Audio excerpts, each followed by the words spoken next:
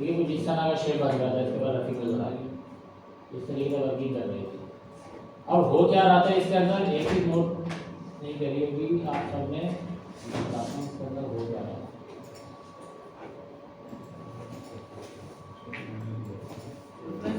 ये देखिए टूल जो है ना आपका किस डायरेक्शन में उतर रहा है, बिल्कुल 90 एंगल पे उतर रहा है पार्ट के ऊपर।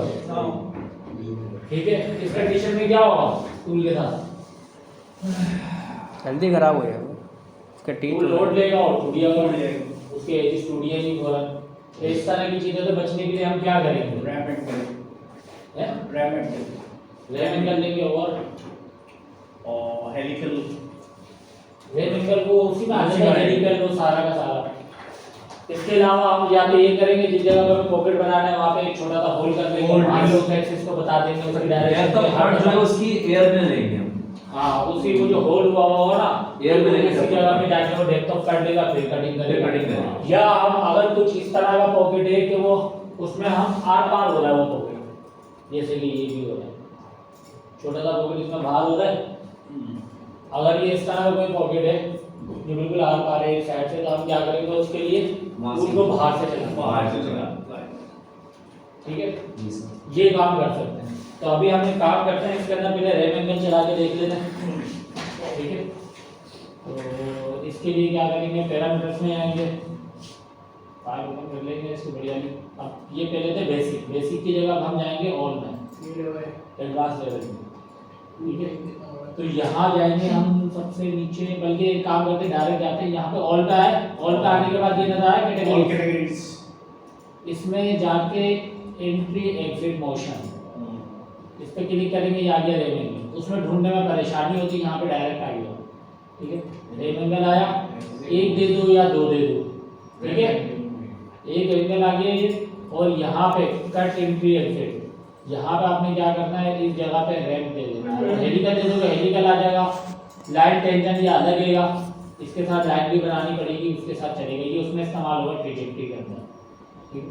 तो यहाँ पर भी हम जो इस्तेमाल करेंगे ये करेंगे रैम और इसे ओके कर देंगे। अब इसे चला के देखते हैं,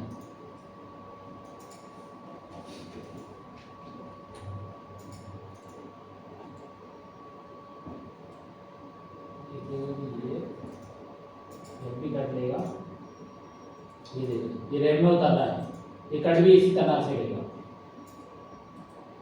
जब जब ये कट लेगा ये क्या करेगा, ऐसे चलते हुए कट लेगा, दोनों एक्सिस चल रहे होंगे, एक्स और वाई के, और जेड का भी चलेगा साथ साथ, ऐसा ऐसा करके वो कट बढ़ेगा उसके अंदर। तो क्या होगा, कटर पे लोड थोड़ा कम हो जाएगा, ठीक है भाई, समझ में आ गई चीज, ये हो गया।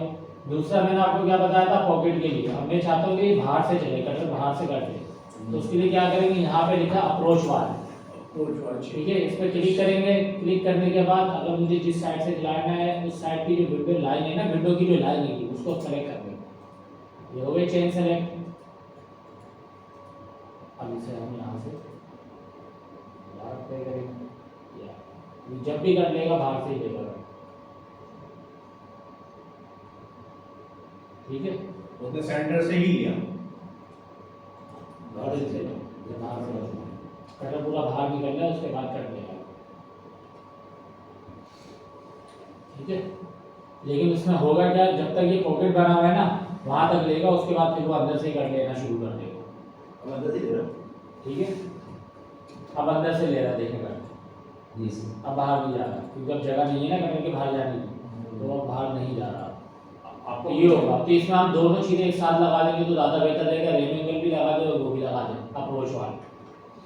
तो सर इसके बजाय अगर से अप्रोच साइड बॉल जो है बिल्कुल आउटसाइड ही वर्कपीस ले लें, मतलब समझ नहीं, जैसे आपने तो अभी जो स्पेस हमारी कटिंग आई हुई थी वर्कपीस के ऊपर, वहां आपने उसको डाल दिया ना डेप्थ ऑफ कट, अगर उसको बाहर से लें, वर्कपीस के बाहर से ले सकते हैं सर, वर्कपीस के बाहर से शेप के ऊपर है ना। अब देखिए शेप आपने बनाना है अंदर, वर्कपीस के बाहर से आप कहीं से भी दे दो, इधर से दे दो, उधर से दे दो, कहीं से भी दे दो, लेकिन जब अंदर वाला जो पॉकेट है, अंदर वाला जो पॉकेट है उधर डेप में बंद रहा है ना जाकर, ठीक है, उधर डेप में बंद रहा है। अब यहाँ तक इसको यहाँ तक मटेरियल नहीं मिल रहा था, इसने सारा रिमूव कर दिया, यहाँ जाकर के तो यहाँ पे इसके पास क्या शेप बनना शुरू हो गया, तो यहाँ बाहर आके थोड़ी कट देगा, सब काट देगा, ये तो सब काट देगा ना। अगर यहाँ क्या, जैसे मैंने अगर यहाँ से बता दिया इसको तो क्या करेगा, शुरू में तो यहाँ ये एरिया कट कर देगा, क्योंकि ये जो फेस हैगा ये इससे नीचे है, सही। ठीक है। अब इस कंडीशन के अंदर वो शुरू में तो कट कर देगा यहाँ से, लेकिन जब ये पॉकेट बनाना शुरू करेगा तब थोड़ी यहाँ आ सकता है, तो क्या हो सकता है, काटता हुआ निकल जाएगा। तो इसके लिए हम क्या करते हैं, रेम एंगल भी साथ में दे देते हैं, दोनों चीजें एक साथ काम करती है। आप ये इसलिए बताया कि कभी कभार आप आउटर बना रहे होते हो ना किसी भी पार्ट का, जैसे इसका आउटर बनाएंगे हम, तो आउटर बनाने के लिए हम क्या करेंगे, रेम एंगल इस्तेमाल नहीं करेंगे, डायरेक्ट अप्रोच वाले पे चले जाएंगे। इस तरह की चीजें होती है जहाँ पर हम ये चीजें पंच बना रहे होते हैं, कभी किसी डायरेक्ट आ जाएगा पंच बना रहे होते हैं, तो पंच के ऊपर क्या होता है, तो आउटर ही बैठ रहा है उसका सारा आउटर कटा होता है, उसमें इंटरनल कोई काम नहीं हो रहा होता। तो इस तरह की जगहों पे ये अप्रोच वाले इस्तेमाल होते हैं। रेम एंगल इस्तेमाल करें सब जगह, उससे कोई फर्क नहीं पड़ता, और यूनिटी भी लाइन पड़ जाएगी, और जिस जगह पे आपको जहाँ पे ज़रूरत होगी अप्रोच वाल पे वहाँ पे वो यूज भी हो जाएगी अप्रोच वाल, जहाँ पे रेम एंगल की जरूरत पड़ेगी वो खुद ब खुद अप्लाई हो जाएगी, टूल पे लोड नहीं आएगा। कोर कैविटी दोनों में लगा देना चाहिए रैम पे। हाँ, तो ये रेम एंगल को लगा दिया करो, उससे कोई इतना फर्क नहीं पड़ेगा, बल्कि टूल की लाइन पड़ जाएगी, टूल पे लोड नहीं आएगा। बाकी तीसरा है इसके अंदर, अगर यहाँ पे जैसे कोई मैंने होल कर दिया, अब होल करने के बाद होल का जो एक्सिस होता है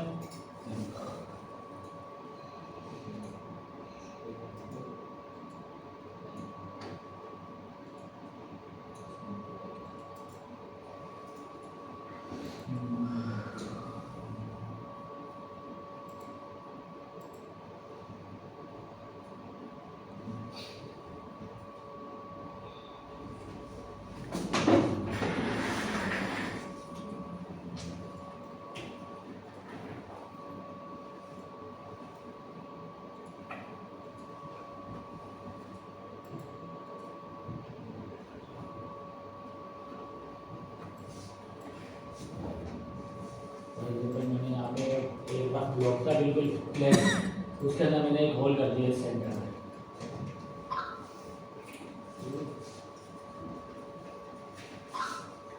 ये एक्सिस बना,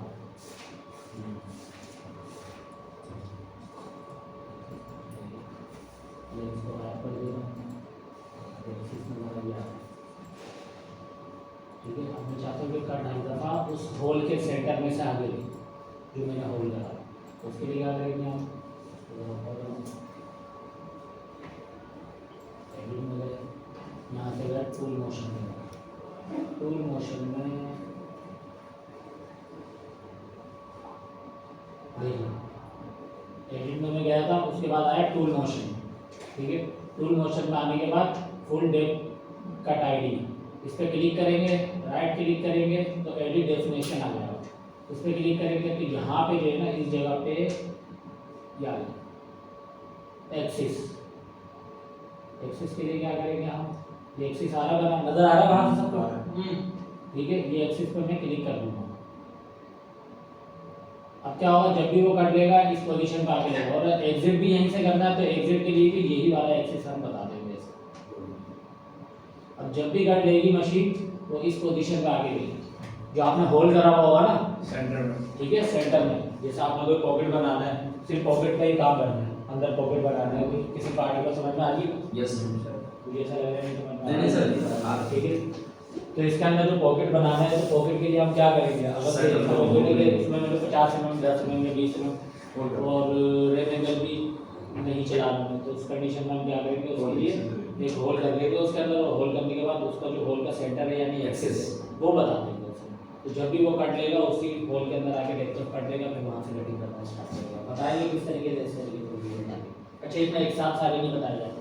आप सोच रहे हो कि एक ही प्लेट के अंदर 10-12 पॉकेट बन रहे हैं छोटे छोटे, या 100 बाई 100 के जो भी बन रहे हैं, और मैं सबके बताते हैं एक्सिस, सबके नहीं पकड़ना है, सबका नहीं है, गड़बड़ कर जाता है। मैंने करके देखा भाई, गड़बड़ कर जाता है, दिखाएगा आपको, शो कराएगा, कहीं ना कहीं जो है ना गाँव जो रहेगा वो पता नहीं चलता है। तो ये नहीं करिएगा ऐसे साथ, उसमें भी रेम एंगल चला दीजिएगा, वो ज़्यादा आसान है। ये एक आध पॉकेट के लिए काम करेगा, फिर गड़बड़ जो है ना उसमें गड़बड़ कर जाता है। ठीक है, ये चीज़ें समझ में आ गई था, इसमें तो कोई मसला नहीं है आपको। ओके, ये प्रैक्टिस कर लीजिएगा, मैं अभी चीज़ें बता रहा हूँ आपको, तो अब दोबारा हम एडवांस लेवल के ऊपर पैरामीटर्स में आ जाते हैं। ये सारे के सारे पैरामीटर्स हो गए। अब यहाँ पे देखें रीड ट्रेड यूनिट, ये सारे के सारे यूनिट है और आप मशीन किस में चला रहे होते हैं, एमएम पर मिनट में, ठीक है। तो ये सारे के सारे यूनिट वही रहेंगे, इन्हें चेंज करने की जरूरत नहीं है। ये जब आप कोई ऐसा काम करना होता है जैसे टेपिंग का, थ्रेडिंग का, और वो टूल आप इस्तेमाल करते हैं ना उस पर, तो ये ऑटोमेटिकली खुद ही चेंज हो जाए। आपको करने की जरूरत नहीं, बाय डिफॉल्ट खुद ही चेंज हो जाते हैं, आपको सेट करने की जरूरत नहीं पड़ती। अच्छा, तो ये आप इसी काम के लिए, इसमें से जो काम के हैं रैम फीड, ये इस्तेमाल होती है, लेकिन ये कहाँ इस्तेमाल होगी, जब आप रैम लगाओगे ना, रैम एंगल लगाओगे, तो रैम एंगल लगाने के दौरान अभी जो हमारा रैम एंगल जो फीड पकड़ रहा था ना, वो हमारी कट फीड को पकड़ रहा था, ठीक है। कट फीड के हिसाब से वो उसको रीड करते हुए चल रहा था। लेकिन जैसे हम रैम फीड लगा देंगे ना इधर 300 400, तो जब भी वो क्या करेगा, अब वो रैम फीड को पकड़ के चला करेगा। जब भी कट लेगा तो रैम फीड को रीड करेगा, कट फीड को रीड नहीं करेगा, ये होता है। तो इसलिए लगा देते हैं, करने के बाद फिर वो अपनी कट फीड पे आ जाएगा, फिर दोबारा कट फीड पे आ जाएगा, ये होता है, ठीक है। तो ये कमी इस्तेमाल होता है, करना होता है, नहीं करना होता है, इसमें नुकसान नहीं है। अच्छा, इसमें और क्या इस्तेमाल होगा?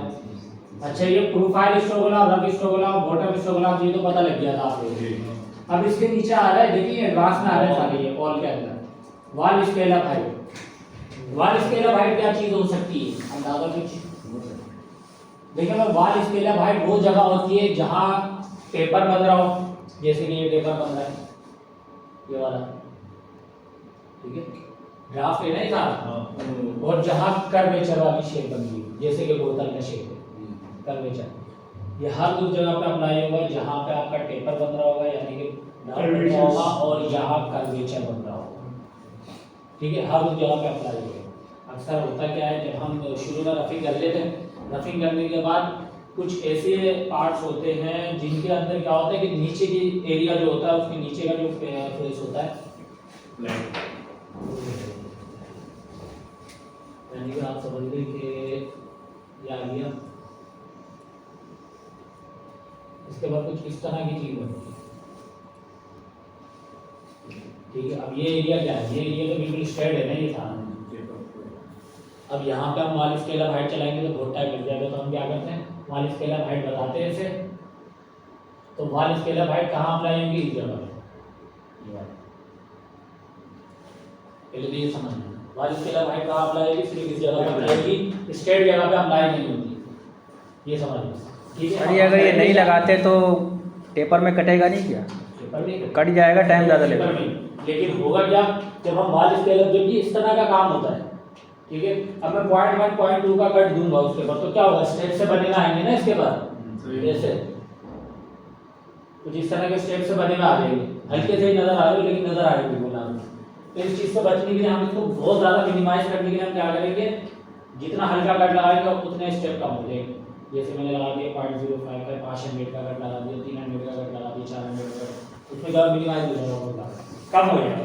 तो तमाम पेपर बताने पड़ेंगे। लेकिन आप उस कंडीशन में होगा क्या, वो पूरा यहाँ से यहाँ तक जो है ना, वो उसी पे चलेगा, उसी पे आ जाएगा। अगर मैंने कट आईडी के अंदर 400 बता दिया तो फिर वो टाइम लगेगा काफी, जितना लंबा पार्ट होगा। तो इस चीज से बचने के लिए हम क्या करते हैं, हम बताते हैं कि वाल स्केल अप हाइट के अंदर, वाल स्केल अप हाइट के अंदर हम बता देते हैं इसके 400, 0.4 और स्टेप डेप्थ के अंदर, यानी कि बेसिक में जो आपने बताई थी, वो क्या आ गया, ये रहा।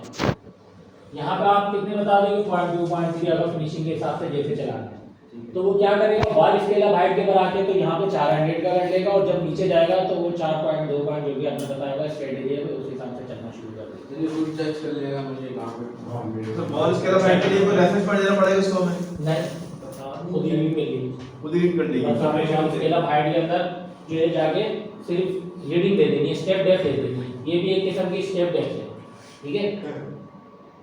यहाँ ये देखें, यहाँ पे इन्होंने छोटा सा बता भी दिया कि किस जगह पे अप्लाई होगी। तो यहाँ पे मैंने मिसाल के तौर पर दे दिया 0.05, ताकि आपको नजर आ जाए कि कितना टाइम लगेगा। उसके बाद इसे अप्लाई करके देखते हैं। सर जहाँ भी टेपर होगा वहाँ पर अप्लाई होगा ना ये, या कर्वेचर में? जहाँ भी टेपर आ रहा है करवा तब वो हाइट देने की ज़रूरत तो नहीं है ना हमें, मतलब यहाँ एक एक पॉइंट को ऑटोमेटिक जहाँ भी रीड करेगा वो पकड़ जितनी लेगा। इम्पोज बना हुआ है इस पे भी अप्लाई होगा इस पे ये। भी अप्लाई होगा, ये हर उस जगह पे अप्लाई होगा जहाँ पे करना है। अब देखें ना, ये पहले कितने मोटे मोटे कट लिया था, आप देखिएगा। इसको थोड़ा सा मैं तेज चला देता हूँ, ये देखिए टाइम देगा ये कट्स बढ़ गए हो गए।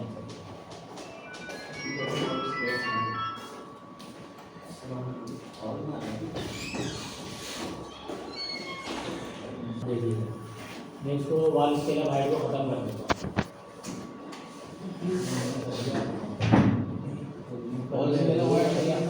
ठीक है, 0.04 वो आप आपकी नागा देख लो क्या होगा। चलाना चाहें। लाइन चाहिए ना ये देखिए, कटिंग में लाइन ये देख रहे हैं लाइनें कितनी ज़्यादा बढ़ गई। फिनिशिंग बेहतर है उसकी। जब आप थोड़ी सी फिनिशिंग चाहते हो कि आप चाहते हो कि एडमिट कटर से जो है सारा फिनिश हो जाए फटाफट, तो एडमिट कटर को चलाने के लिए आप क्या करते हैं, वाल स्केल हाइट दे देते हैं।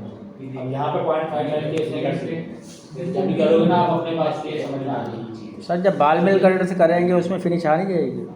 क्या बात है, कर्वेचर अगर है बाद में करते हो आप, पहले रखने के नहीं, बाद बाल मिल कटर जो है हाँ तो आप हैंड मिल कटर से कर रहे हैं ना इसको? हैंडमिल कटर से कर रहे हैं। तो कुछ जगह ऐसी होती है ना जहाँ पे हमें बॉल मिल शुरू में क्यों चलाएं, जैसे नीचे के रेडियस आ रहे होते हैं, टेपर आ रहे होते हैं, तो इन जगहों पे जरूरत नहीं होती है। यहाँ टेपर है, वहाँ आपने देसी बाल हाइट दे दी, अगर वहाँ पे उसकी हाइट मैचिंग करके इतनी भी चले, नीचे वो ना चले, ये सब में चलेगा तेरे ये सब जगह चलेगा जहाँ जहाँ वो लोकेट करेगा।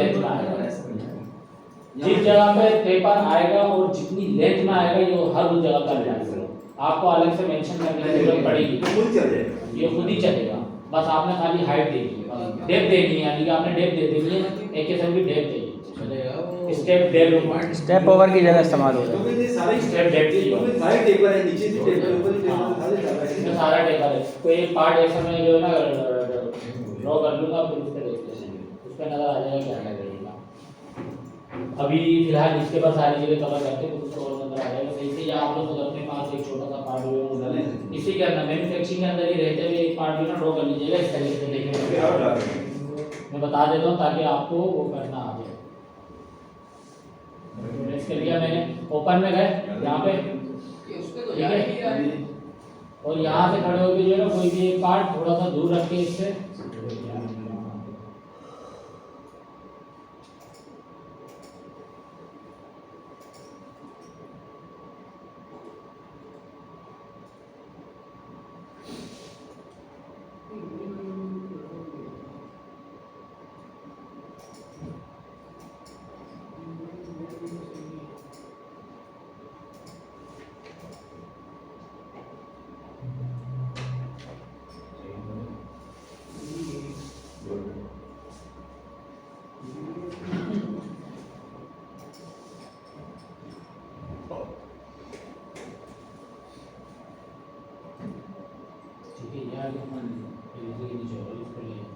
इसको नहीं लिया मेरे भी नहीं लिया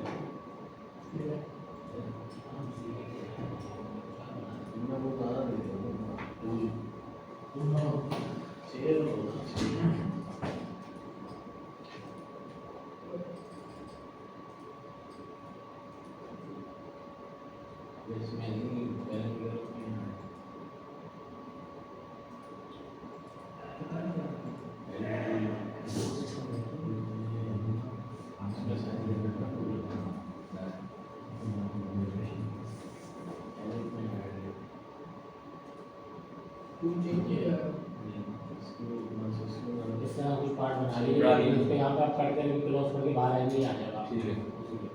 उसका आप अप्लाई करके देख लीजिएगा, ठीक है। ठीक है। वो इसके लिए नहीं होता। इसके लिए वेट करा, उसके उसके लिए करा, और यहाँ से मैं जाता हूँ विंडो में, जाने के बाद हम इसको खत्म कर देते हैं।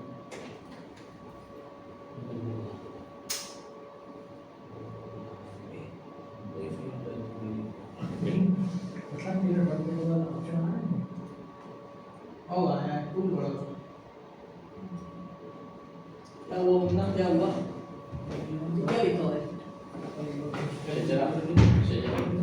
वही सामान लिखा है इस तरह का पार्ट बनाएंगे तो इसके बाद अप्रोच वाला अप्लाई हो जाएगी। ठीक है।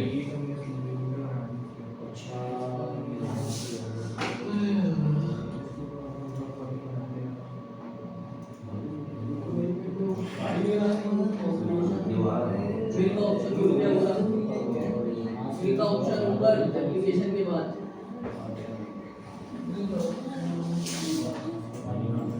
जी इसमें वॉल्यूम रख दे।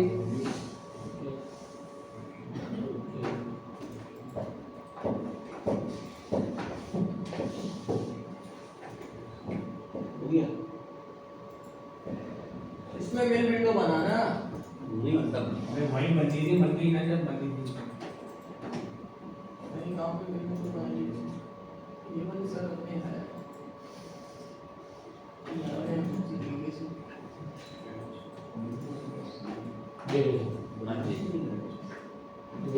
वहाँ भी तेज हो गया आगे जाओ ऑटोमेटिकली जी खुद ही उसमें मैंने कुछ नहीं करा, सारी वहाँ पे बात किया, वाइट के अंदर 0.05 दिया, तो उसने क्या करा, जहाँ तक पेपर बन रहा था वहाँ तक 0.05 पे कर दिए। जैसे नीचे स्टेट एरिया आया तो उसने क्या करा, स्टेट वेव को रीड करा, बने में के हिसाब से उसको हिसाब से ठीक है। सर इनका वहाँ पे कैड का इंटरवल ले रहा है सब में, ठीक है चलो वहाँ पे CNC हम लोग आ रहे हैं नबील सर नबील लेंगे ये हमें चांसेस है कि सूबी शादी तो अब एक काम करें, ये चीज़ अप्लाई करके देखें। जी सर 15 मिनट लगेंगे